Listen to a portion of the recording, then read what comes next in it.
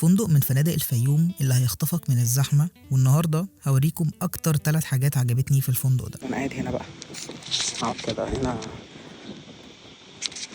اشعر بالهدوء. أول حاجة هي الغرف، تصميمها بجد بيخطف، ستايل البانجلوز بسقفها العالي واستخدام الخشب بيدي روح ومساحة مش طبيعية، ولو الغرفة بجاكوزي فانت كده مش محتاج حاجة تانية هناك. الفرش مريح جدا، غير طبعا فيو الغرف على بحيرة قارون، ودي تاني حاجة هتكلم عنها. الريزورت ده على بحيرة قارون على طول، في مكان كده منعزل لوحده جوه البحيرة كنت بروح اقعد فيه دايما. صوت المية مع اسراب الطيور وجبال منطقة قطراني في الوش بيعملوا توليفة للفصلان ملهاش مثيل، خصوصا وقت الغروب.